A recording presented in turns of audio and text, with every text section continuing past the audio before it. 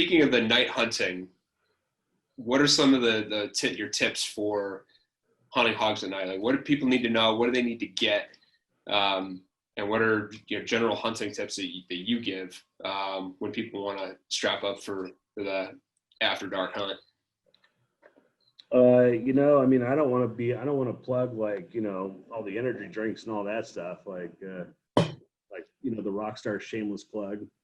But, Hey, but the sponsor, come on. truth is you got to have energy, dude. I mean, seriously, your body has an internal clock and it's used to going to sleep at nighttime and being awake during the daytime. And that's something I battled when I worked. I spent years working in a factory and 4.5 years on night shift, and you never quite get used to that, right? And so hunting at night is the same way.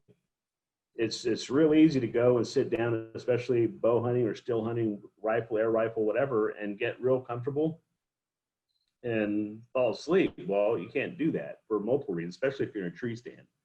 So, but a lot of times when we're hunting, we're thermal hunting on crop fields, we're just riding around in trucks and we're scanning one field after another, and we may see them 1,000 yards out. We've got 1,000-yard stock that we've got to put on before we, put any pigs on the ground. But man, it just takes energy. So I'm not saying go out and buy energy drinks, because then I have to deal with all the people telling me that, I'm going to get, kidney stones or whatever, that this stuff is bad for you. But I'm just telling you, man, I don't care if it's coffee or soda or energy drinks. I mean, you've got to be energized and be ready for a long night. A lot of times when we go out, we're going out like right after sunset. Mm-hmm. It just is getting dark. And man, a lot of times we don't come back until 4 o'clock in the morning. And then you got your office. And there's been times I've come back at 7 or 8 in the morning. Right. And it's hard to do. It's hard to stay focused, but it's incredibly important, because especially with today's air rifles, right? Speaking to air gun hunting and big bore air rifles that you're using to take these animals down. I mean, forget the hogs, man. There's an inherent danger just with people walking around with loaded air guns or rifles, or shooting bows. I mean, when people get tired, they start, their decision making is not the best. You really got to stay on point. That's my first tip, right? Is just be ready for the hunt and understand that you've got to be energized and focused from minute 1 to the last minute of the hunt.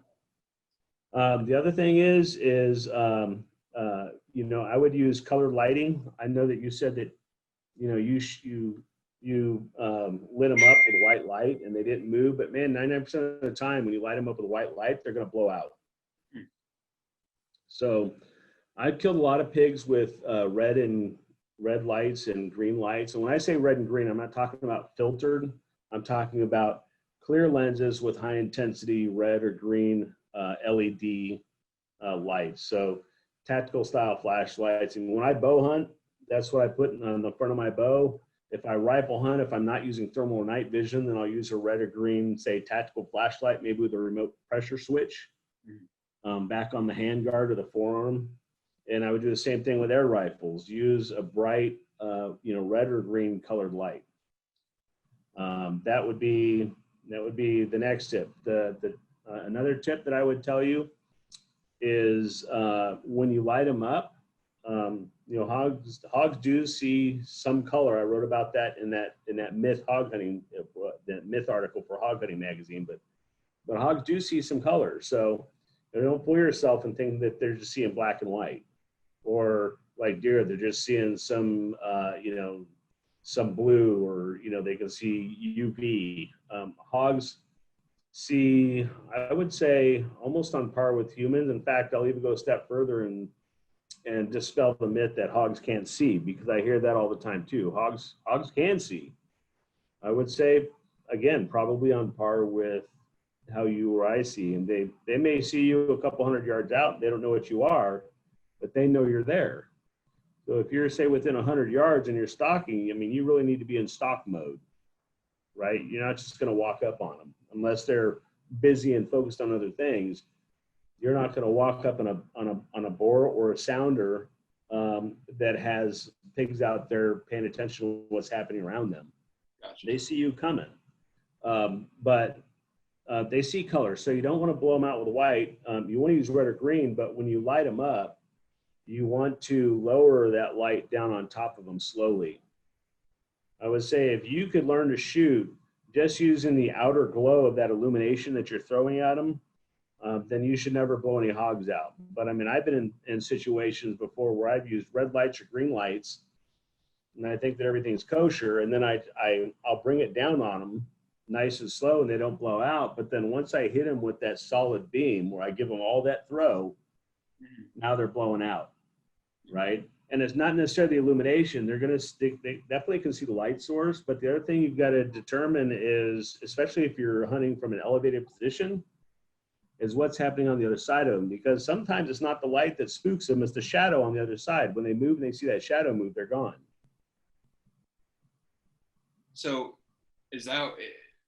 what is easier and more natural for hogs? I mean, is it easier to hunt them at night because they go nocturnal? Is that why you hunt mostly at night for them? Or is there, a real big difference? I mean, outside of the just daylight versus nighttime in their behavior that you choose to hunt mostly at night? Yeah, just like a lot of wild animals, man. I mean, they're most active at nighttime. Okay. It's like predators. And so the best time to go after hogs or predators is when they're most active. I mean, that's just nighttime. It's the way it is. Now, that's not to say they don't move. And my wife looked over one day and she saw a coyote and she said, "Well, that's weird. There's a coyote out here in the daytime." And I said, "Well, that's not weird. I see coyotes in the daytime all the time. They're just more active at night." I kill pigs in the daytime, and sometimes they're active, sometimes they're not. 99% of the time, they're not very active in the daytime. They're laid up. They're bedded down, especially when it's warmer, right? Because hogs don't sweat, and they've got to figure out other ways to control their body temperature. That's why they go into wallows, and that's why they, cover themselves with Cerakote to try to mitigate that, but also for some bug control, right? That's why they'll stay there all day, and then when you have the big temperature drop in the evening, that's why pigs are up and they're most active, because they've been laid up all day. They haven't eaten anything. They haven't drank any water. And I tell people, people get really spun up about hunting it in the summertime, right? Because just a couple of days ago, it was 108 degrees here. Nobody wants to hunt that. Nobody wants to hunt when it's 108 degrees. But I'll go hunt when it's 108 degrees, and guess what? I'll kill more hogs, and I'll kill hogs earlier than than when it's cooler outside. And why is that? Well, because at 108 degrees, and they've been bedded up, and once once the sun goes down and you had a big temperature drop of like say 10 or 15 degrees, then those hogs are up and on their feet. When it's already cool outside, whether it's spring or winter or something like that, they aren't necessarily laid up all day. They haven't been fighting to keep their body temperatures down. They're not dying of thirst out there while they're bedded down. They're not anxious to get up. So when it's cool outside, I mean, you may see pigs at 9 o'clock, but you also may not see them till 3 o'clock in the morning. Where summertime, man, they always say you can't pattern pigs, right? And there's some truth to that, especially if you're hunting over a feeder or a food plot or whatever. Hogs do what they want when they want. And so if you got to come in a string at like say 2 days in a row, and the third day you better be out there ready to kill them, right? Because they're going to change up on you. But it is easier to forecast what they're going to do when you're dealing with extreme heat during the daytime and then that temperature drop. So what is a pig's biggest weakness? But you're going to hunt them at night, man. I mean, that's just the way it is. It baffles me that look, we have 39 states and we have feral hogs reported in 39 states and 4 Canadian provinces, right? Maybe more than 39 states now. We have upwards of like 6 million feral pigs across the U.S.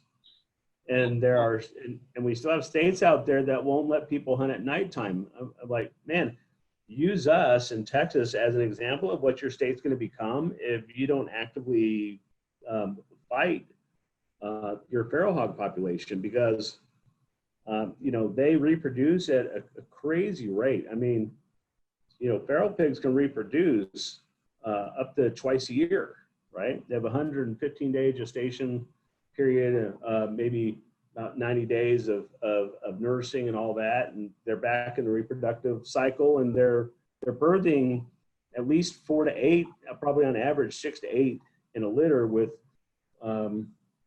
like maybe about on average a 1-to-1 boar to sow ratio, right? So you do the math, and that's not something that is just happening in Texas. It's happening in all these other states. So the states that are blocking people from hunting at nighttime, I think, are doing a real disservice to their indigenous wildlife, to the farmers, to the ranchers, to hunters, to the people who eat the meat, and frankly to the ecosystem at large, because these are not indigenous wildlife. I mean, this is an invasive species. Just like nutrients, some other ones out there, I mean, they have to be dealt with, right? So when you literally cut hunters, ability to hunt these animals off at the knees by saying you can't hunt them when they're most active, it's crazy to me.